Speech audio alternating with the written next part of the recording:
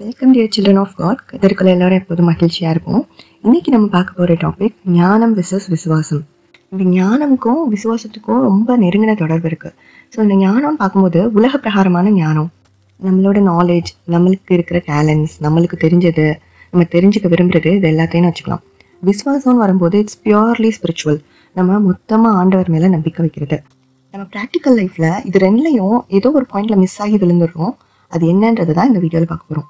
நம்ம லைஃப்பில் எல்லாருக்குமே இந்த தாட் வந்திருக்கும், காட் எங்கே இருக்காரு, காட் எப்படி இருப்பார், காட் ஏற்றுக்கிறதுக்கு முன்னாடி என் லைஃப்பில் ஏன் இப்படி நடந்தது, காட் ஏற்றுக்கிட்டதுக்கு அப்புறமும் இன்னும் ஏன் சில ஆசீர்வாதங்கள் கிடைக்கல, இந்த மாதிரி கர்த்தரை பற்றின கேள்விகள். அதாவது கர்த்தரை பற்றி தெரிஞ்சுக்கணும், கர்த்தர் வந்து எப்படி செயல்படுறாரு, அவரோட வல்லமை என்ன, அதையும் தாண்டி ஏஞ்சல்ஸ் பற்றி, ஹெவன்லி பீயிங்ஸ் பற்றி இதெல்லாம் தெரிஞ்சுக்கணுன்னா நம்ம வந்து ஒரு விசுவாசியாக இருக்கிறவங்களாலும் விசுவாசியாக இல்லாதவங்களாலும் அதை பற்றி தெரிஞ்சுக்கணுன்ற ஒரு இன்ட்ரெஸ்ட் வந்து ஹியூமன்ஸ்க்கு பேசிக்காகவே இருக்குது. ஏன்னா அதை பற்றி யாருக்குமே தெரியாது. அது வந்து கண்ணால் பார்க்கப்படாத ஒரு உலகம் அப்படிங்கிறதுனால அது மேலே எல்லாருக்குமே ஒரு இன்ட்ரெஸ்ட் இருக்குது. நான் ரசிக்கப்படுறதுக்கு முன்னாடி என்னோட அம்மா ஒரு விசுவாசியாக இருந்தப்போ எனக்குள்ள நிறைய கேள்வி இருந்துச்சு. கடவுள்னு ஒருத்தவங்க இருந்தாங்கன்னா அவங்க எப்படி எல்லா உலகத்தையும் பார்க்க முடியும், எப்படி? ஏன்னா நான் God is beyond our understanding.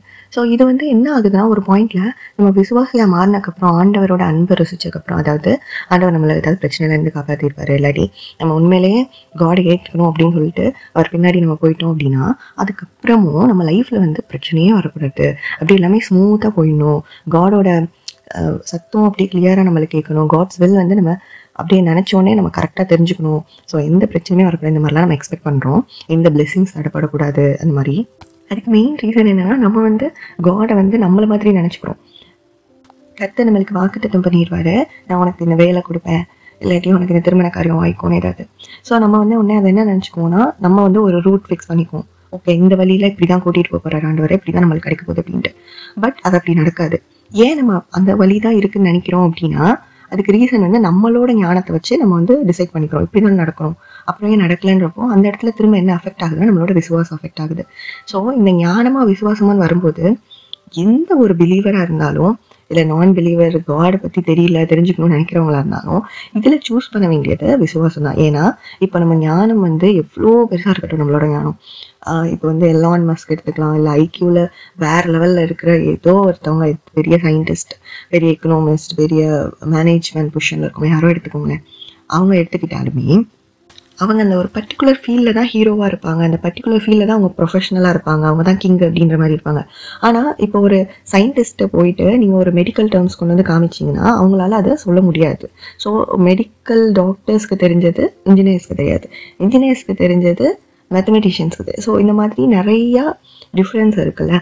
நம்ம எல்லாருமே ரொம்ப ஞானமானு சொல்கிற ஒரு மனுஷங்க கூட ஒரு பர்டிகுலர் ஃபீல்டில் தான் ஞானமாக இருந்திருப்பாங்க. ஆனால் விசுவாசம் வந்து ஞானத்தையும் விட பெருசு அப்படின்னு ஏன் சொல்கிறோம் அப்படின்றதுக்கு மெயினாக 2-3 ரீசன் இருக்குது. அதை பார்க்கலாம். ஃபஸ்ட்டு நம்ம பைபிளில் ஞானம்னு எடுத்துட்டோன்னா நம்ம மைண்டுக்கு வர்றது உடனே சாலமன் ராஜா தான் இல்லையா? ஆண்டவரே சொல்லியிருக்காரு, முன்ன போல ஞானம் முன்னாடியும் யாருக்கும் இருக்க போகிறதில்ல, பின்னாடியும் யாருக்கும் இருக்க போகிறதில்ல அப்படின்னு சொல்லிட்டு. ஸோ அவ்வளோ பெரிய ஞானவான். ஆனால் அவரோட ரைட்டிங்ஸ் பார்ப்போம், அவர் மூலயமா பரிசுத்த ஆவியானவர் பைபிள் எழுதி கொடுத்ததெல்லாம் பார்த்தீங்கன்னா, அவர் எழுதியிருக்காரு அதிக படிப்பு உடலுக்கு நோவு அப்படின்னு சொல்லிட்டு.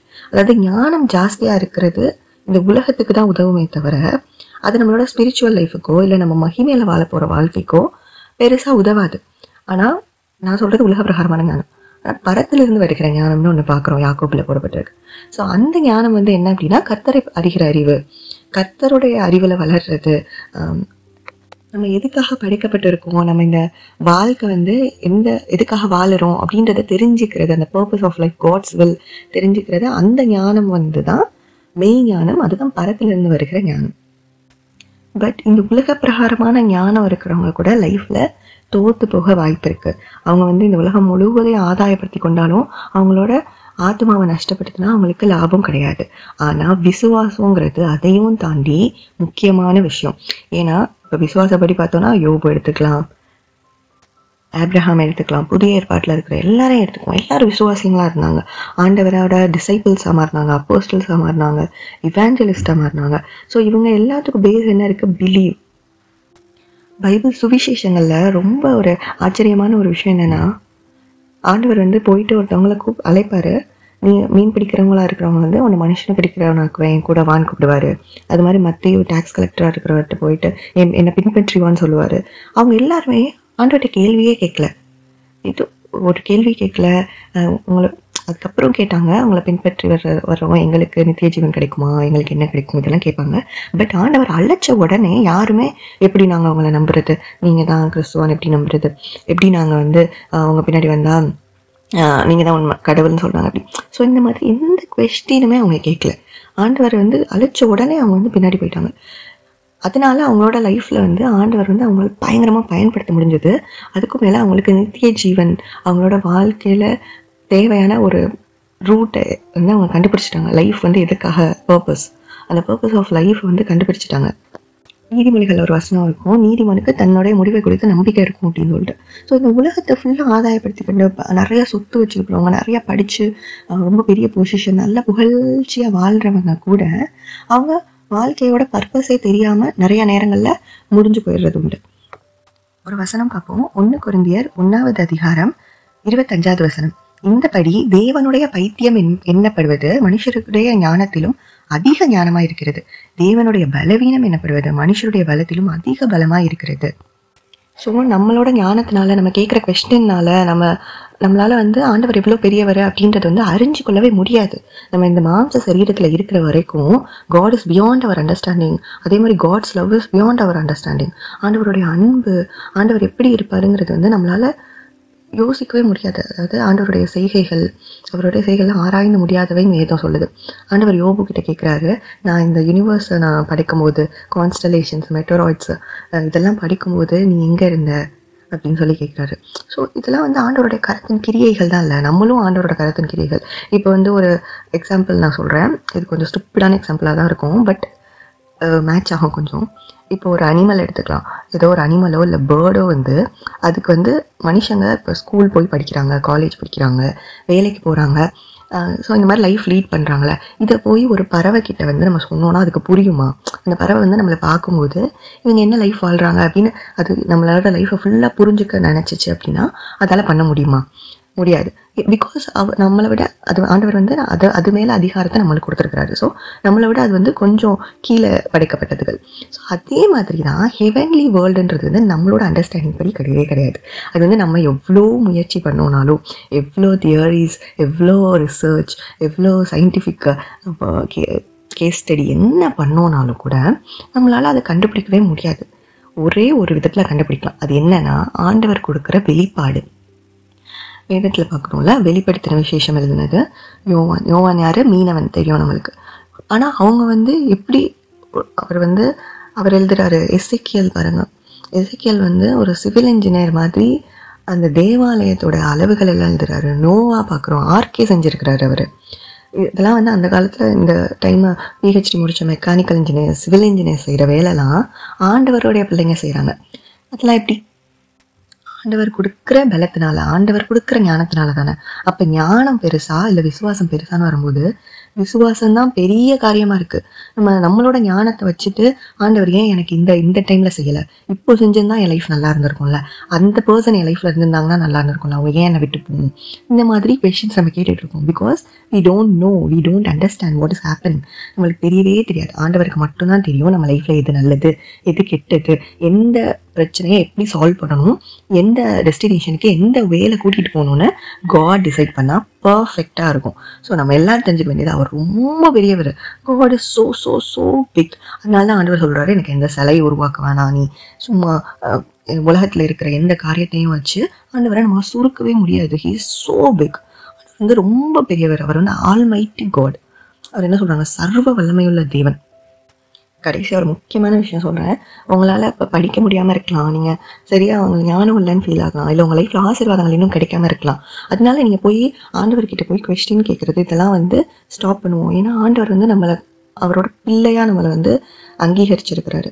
ஸோ அது வந்து ரொம்ப பெரிய விஷயம். ஆண்டவர் வந்து நம்மளுக்காக கிரயம் செலுத்தி நம்மளை பெற்றுக்கொண்டார். He paid price on the cross to get our soul. சரியா, நம்ம சோலை காப்பாற்றுறதுக்காக, நம்மளை வந்து ஜீவ வழியில் நடத்துறதுக்காக ஹி சஃபர்ட் அ லாட். இதெல்லாம் வந்து நம்ம ஹியூமன் அன்புனால செய்யவே முடியாத காரியங்கள். ஹியூமனோட அன்பு, ஹியூமன் வந்து சொல்கிற நான் உயிருக்கு உயிராக காதலிக்கிறேன், இவங்களாலலாம் இதை பண்ணவே முடியாது. இதை பண்ண முடிஞ்சது ஆண்டவரால் தான். We love God because he loved us first. அவர் அன்பு, தேவன் அன்பாகவே இருக்கிறார். தேவன் அன்புனா என்னென்னு உலகத்துக்கு காமிச்சிருக்கிறாரு. ஸோ அவரோட அன்பு, அவரோட ஞானம், இதெல்லாம் வச்சு பார்க்கும்போது நம்ம ஆண்டவர்கிட்ட கொஸ்டின் கேட்க வேணாம், ஜஸ்ட் பிலீவ். ஏன்னா விசுவாசிச்சு அவங்களோட வாழ்க்கையில் அவங்க வெட்கப்பட்டது சரித்திரம் இல்லை. ஏன்னா ஆண்டவர் சொல்கிறார், என் ஜனங்கள் ஒருபோதும் மீட்கப்பட்டு போவதில்லை. ஆண்டவரோட வார்த்தைலாம் ஆவியாகவும் உண்மையாகவும் இருக்குது, ஜீவனாகவும் இருக்குன்னு நம்மளுக்கு தெரியும். ஸோ ஆண்டவருடைய வார்த்தையில் ஆண்டவர் சொல்கிறாரு, என் ஜனங்கள், என்ன தேடி வந்த ஜனங்கள் ஒரு நாள் விற்கப்பட மாட்டாங்க. என் ஜனங்கள் வந்து என்ன நோக்கி பார்க்குறவங்க பிரகாசம் அடைவாங்க, அவங்க பிறருக்கு ஒளியாக இருப்பாங்க, அவங்களுக்கு வந்து நான் பெரிய காரியங்களை செய்வேன். ஹெவன்லி திங்ஸை இந்த வேர்ல்டில் செய்கிறதுக்காக தான் நீங்களும் நானும் வைக்கப்பட்டிருக்கோம். நம்ம தெரிஞ்சு கொள்ளப்பட்டதுக்கு ஒரு காரணம் இருக்குது. அந்த காரணத்தை நம்ம புரிஞ்சுக்குவோம். கரெக்டாக அதுதான். நம்ம வந்து சும்மா இந்த ஞானம், இந்த உலக பிரகாரமாக இருக்கிறவங்க மாதிரியே வாழ்ந்துட்டு போகிறதுக்காக ஆண்டவர் நம்மளை தெரிஞ்சுக்கல. we are something special. நம்மளோட பேர் ஜீவ புஸ்தகத்தில் எழுதப்பட்டிருக்கிறதுக்காக நம்ம சந்தோஷப்படணும். ஸோ அதுக்கு தான் நம்ம தொடர்ந்து முயற்சி எடுக்கணும். நம்மளுக்கு கொடுக்கப்பட்ட ஓட்டத்தில் நேர்த்தியாக ஓடணும். அதுக்கு முன்னாடி இந்த உலகத்தில் இருக்கிற ஞானங்கள், இல்லை உலகத்தில் இருக்க அட்ராக்ஷன்ஸ்லாம் நம்ம ஆண்டவரை விட்டு இழுத்துட்டு போகுது அப்படின்னா we have to be very careful. ஃபெய்த்தை மட்டும் விட்டுறவே கூடாது. ஏன்னா விசுவாசம் வந்து கேடகம். it is a shield against all evil and evil spirits. So ஆண்டவர் வந்து நம்ம கூட இருக்கிறாரு. ஆண்டவர் வந்து விசுவாசம் இல்லாமல் ஆண்டவருக்கு பிரியமா இருக்கிறது கூடாத காரியம்.